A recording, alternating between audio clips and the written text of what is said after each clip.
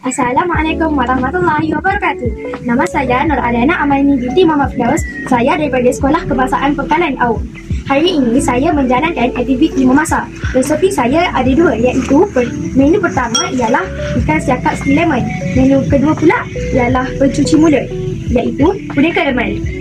Bahan-bahan untuk membuat ikan siakap stik lemon ialah sebiji lemon, 3 atau 4 bulas bawang putih, halia sedikit dan 2 batang serai dan daun ketumbang. Okey, bahan-bahan yang perlu kita dipotong ialah 2 batang serai, potong kecil-kecil.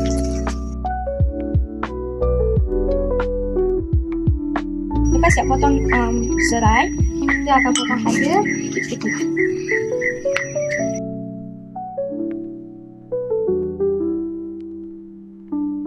Lepas habis potong halia pula, kita akan potong daun ketumbang. Dan bahan-bahan yang kita potong tadi kita harus letak atas ikan. Seterusnya kita akan potong bawang putih kecil-kecil. Dan kita taburkan semua bawang putih ke atas ikan. Kita akan masukkan bahan yang besar untuk menghasilkan kuah ikan.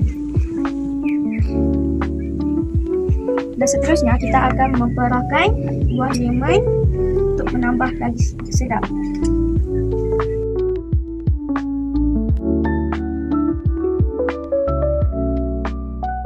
Sekarang kita akan masuk secubit garam dan sedikit berperasa. Dan kita akan rebuskan ikan siakap kita selama 15 minit. Seterusnya, saya akan menyediakan bahan hiasan untuk ikan. Bahan hiasan itu ialah lemon dan daun ketumbang.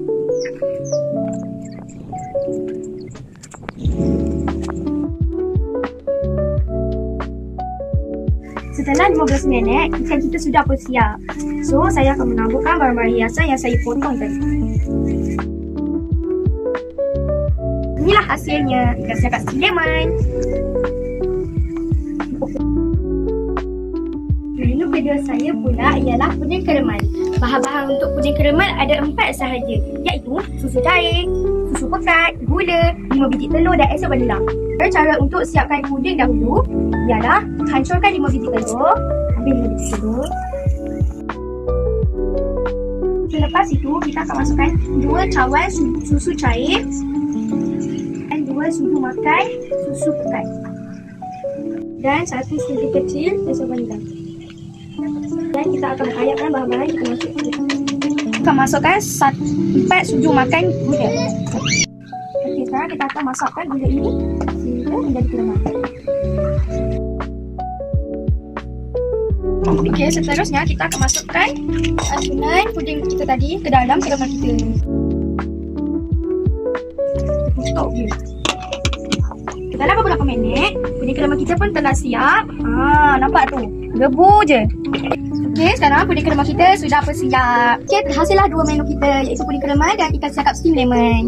Beginilah hasilnya. Selamat mencuba.